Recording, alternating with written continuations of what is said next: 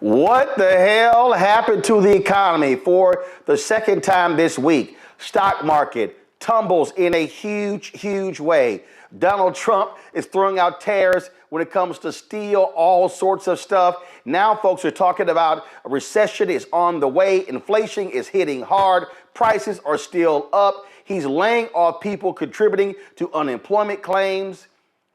But I thought he was supposed to be so brilliant, so smart, and so amazing. He was doing so much better on the economy than Vice President Kamala Harris. Well, guess what? Hashtag we tried to tell you. And these idiots with the Trump administration, they say all of the pain that we're enduring is part of this so-called detox period to reset the economy. Literally, yesterday, Trump told reporters that a recession would be an unfortunate but necessary step to an all-out depression. Then you got House Speaker Mike Johnson standing by Trump insisting that this is really just a strategy. I believe that the policies that we're putting forth are going to improve the economy and bring down costs for people. It takes a little while. We're in a transition period between Bidenomics and the disastrous economy that the previous administration left us. And it takes a while for these policies to be ingrained. We're going to codify this with the reconciliation process and the bills coming forward. Well, Democratic House Leader Hakeem Jeffries says we're absolutely headed for a Republican recession. I thank the distinguished gentlelady for her tremendous leadership and for yielding. I don't really understand the fatal attraction reference, because if anyone is dealing with fatal attraction, it's between President Trump and House Republicans. As soon as he says jump, your only answer is how high. It doesn't matter whether you are hurting the American people. That's why House Republicans are marching the country on a track toward the largest Medicaid cut in American history. You hurt children, hurt families, hurt Americans with disabilities, hurt seniors, close nursing homes and close hospitals. When Donald Trump says jump, extreme MAGA Republicans say how high. That's the fatal attraction. That's hurting the people of the United States of America. And by the way, the core promise that you made last year was about lowering costs. All you talked about was how you were going to lower the high cost of living. Democrats believe that America is too expensive. Housing costs are too high. Grocery costs are too high. Child care costs are too high. Utility costs are too high. And insurance costs are too high. America is too expensive. We believe that that, in fact, is the case. But Republicans have done nothing to lower the high cost of living. No bill, no executive order, no administrative action. That's the broken promise. We were told by President Trump that costs were going to go down on day one. Grocery prices haven't gone down, they've gone up. Inflation is up. You know what's going down? The stock market. Because President Trump and House Republicans are crashing the economy in real time and marching us to a possible Republican recession. That's what's confronting the American people.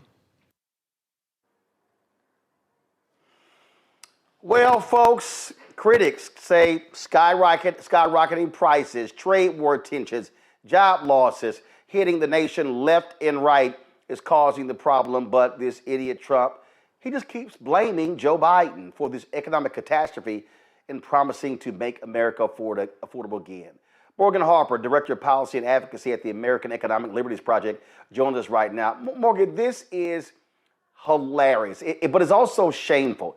So, correct me if I'm wrong, Trump, when the stock market was going up under Biden-Harris, Trump took credit. Now it's going down. Now he's blaming Biden for that. No, it's his policies, his actions that are absolutely tanking the economy. Yeah, it's pretty undeniable at this point that a lot of the uncertainty that he's injected into the economy with changing trade policy overnight, changes that in typical times might take, a couple months to work through, a few months. And not to say that longer is better, but some of this stuff is complicated and understanding all the impacts of it takes time. He's not really operating like that. He, I think just today, introduced and rolled back a new tariff on Canada in response to their retaliatory tariff. So this is creating a perfect storm of uncertainty that is impacting the stock market directly, like you noted.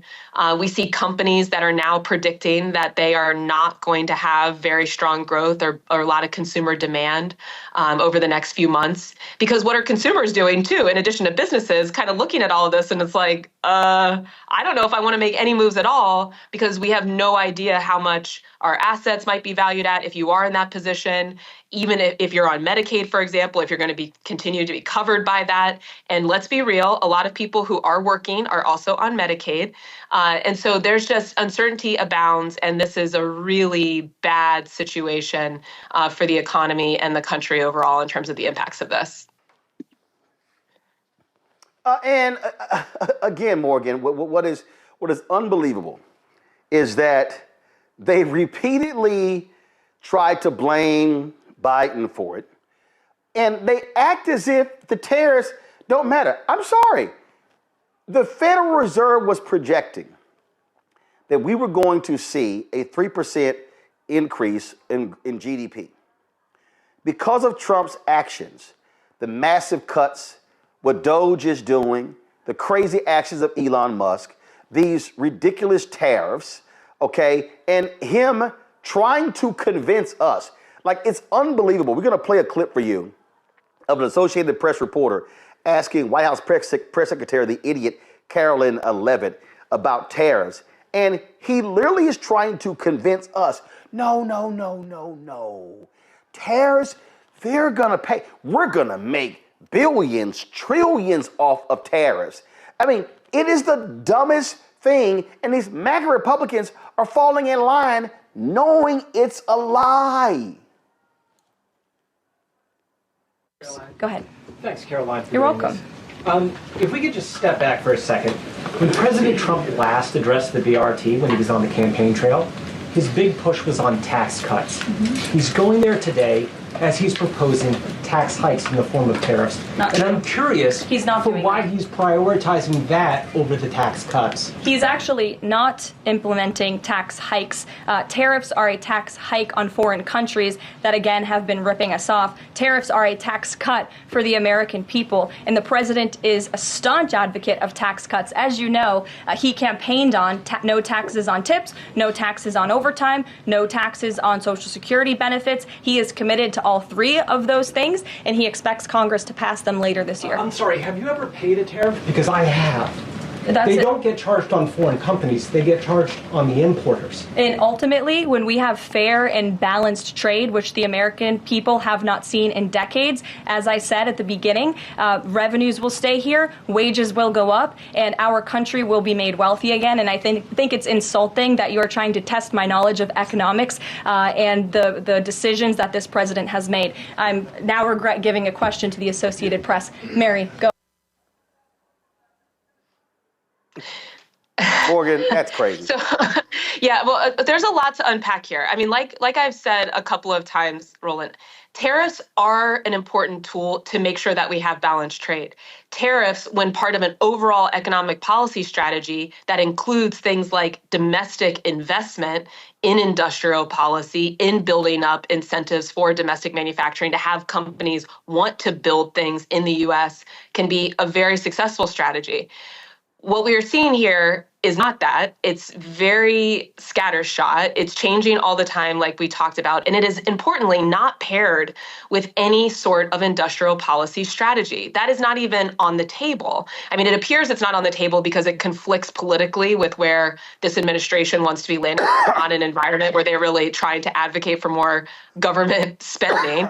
But regardless of what the motivation is, the reality is when not paired with any sort of industrial policy, it's a recipe for increasing prices. Now, That is not to say, though, that tariffs as a tool wholesale are bad. The other thing I would note is, this idea that we're going to somehow make back all of the revenue that might be lost due to an extension of the tax cuts through tariffs is not something that I think a lot of folks agree with. I mean, continuing the tax cuts is going to lead to a big reduction in revenue. We have a lot of people, like we've talked about, that have unpredictable job situations right now. We have a lot of uncertainty in the economy. So somehow this idea that by putting these tariffs on companies, this is going to generate the revenue, even if, which is possible, that they do absorb some of the increase of the tariff costs themselves directly without passing on to the consumer. It's possible. It's just unlikely to be, a complete wholesale equivalent there with the tax cuts that are to come. So, this trade policy stuff can be kind of complicated. There's a lot to sort through, but the bottom line is chaotic trade policy is no recipe for bringing down costs for Americans or supporting American manufacturing and workers. There is a way to do that, but this is not it. Well, and again, as we sit here and examine all of these actions, you take what they're doing to the IRS. Republicans were opposed to the hiring of additional IRS agents to target wealthy individuals. And so Elon Musk and Doge, they are firing many of those auditors. Guess what? That's going to lead to less revenue. And again, these idiots keep saying they want to put money in the pockets of Americans. Well, when you want to obliterate the Consumer Financial Protection Bureau, guess what that means? Oh, you're taking money out of the pockets of regular, ordinary people and just handing it over to corporations who are simply going to just do more stock buybacks. When Donald Trump and the Republicans pushed through this tax cut 4 years ago, he was like, oh no, these companies are going to be using that money for wages. The companies are like, no, we're not. They made it clear they were going to be using it for stock buybacks. It added $8 trillion to the deficit. So I don't know where any of these people went to school. This ain't even trigonometry. This ain't geometry. It ain't algebra. It's just basic ass math. Yeah, and I'm glad you mentioned the CFPB, because that's a great example again of what, even if you were trying to, believe in, oh, we should be doing these things through Congress and not rulemaking. Let's take, for example, like the CFPB rule to limit overdraft fees. This is a fee that often gets slapped on consumers when they try to withdraw more money than their bank account has available. Banks, financial institutions have made a lot of money off of those fees over the years, and this past CFPB under the Biden administration did implement a rule to limit just how much those fees could be. There's a loophole in the law. And the congressional Republicans have now introduced what's called a CRA, Congressional Review Act, to roll back that law, or roll back that rule, I should say. They're not introducing any sort of companion bill that would make that policy final and permanent if you believe in, oh, this should just be the authority of Congress. They're just taking away the rule that provided some protection to consumers. That's another thing that could raise prices. Another example out of the CFPB, I mean, there's a lot of examples, unfortunately, preventing the CFPB from being able to prosecute payments companies, online payments companies. They might be engaging in fraudulent activity and losing consumers' money. Similarly, trying to roll that back in Congress. Every congressional Republican, except for one, so far it's only been on the Senate side, except for one, voted for that. And there's no plan for covering that market. So there's a lot of vulnerabilities that are being created through this policymaking. Again, if there was sincerity in trying to actually solve problems, then we would be seeing some bills introduced, but that has not been happening. And it's very concerning. And so where we go from here is pretty unpredictable, but there are a lot of signs that are pointing to a bad economic situation or further weakening in the economy and a bad economic situation for a broader swath of Americans. Don't you also find it just utterly ridiculous, Morgan, where Trump now all of a sudden, how they're now saying, well, no, I think we have to, go through this pain. We must, because we need to do this reset. There was just too much government spending, and so this reset is necessary. What the hell are they talking about? Well, look, yeah, I mean, again, there's a way to go about making the government more efficient. And I've been a government employee. A lot of folks who have worked in government, I think that we could all put our heads together and think about some ways to make things more efficient. P.S., probably a lot of people who have worked at large corporations could say the same thing, but, that's a whole other conversation. This isn't about doing the thing that's most efficient. It's been a lot of scattershot and fast-moving decisions that are just stripping away the ability for the government to really do its job to protect a lot of Americans and enforce the law, like the IRS, for example, that you mentioned. Again, going back to CFPB, they've withdrawn cases that were going after companies that were breaking the law, taking consumers' money.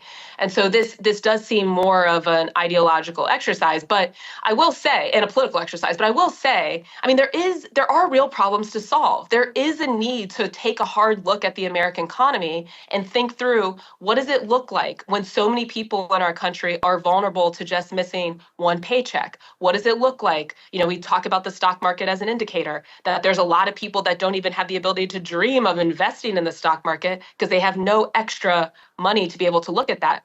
So these are real problems. They are problems that we need to solve. Having a long-term strategy for our country economically, including a trade policy that's going to make sure that companies don't just get to import cheaper goods and not pay higher wages to American workers. Those are real problems, but this doesn't look to be a coherent strategy to actually solve them and make sure that we're building for the long term here and a stable financial future for Americans.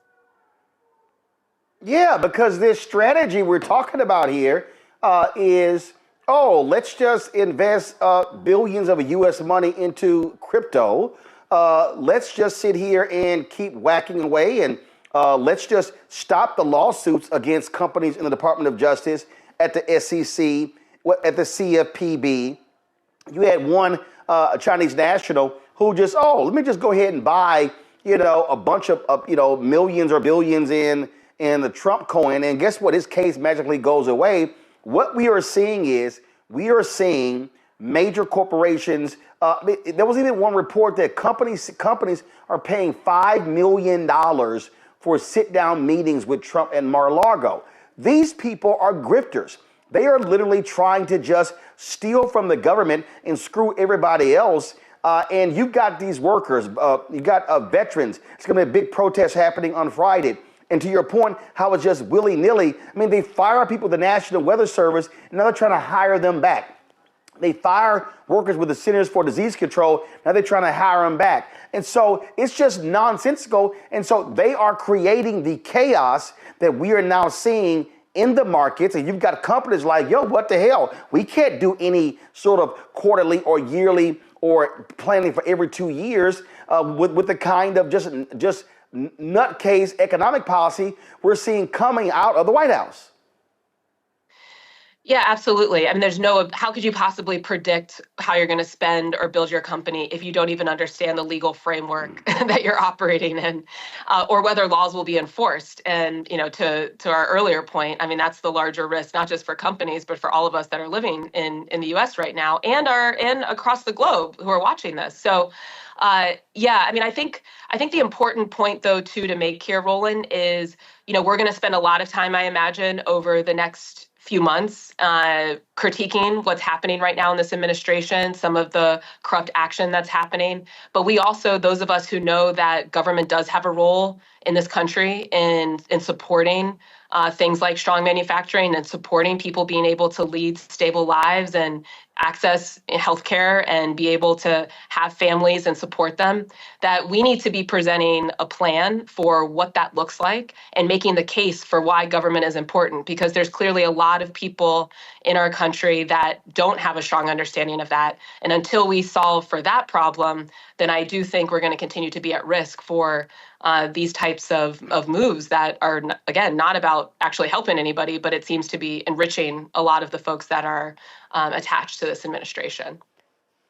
Hello, I'm Isaac Hayes III, founder and CEO of Fanbase. And right now we're accepting investors in our $17 million round to revolutionize the future of social media.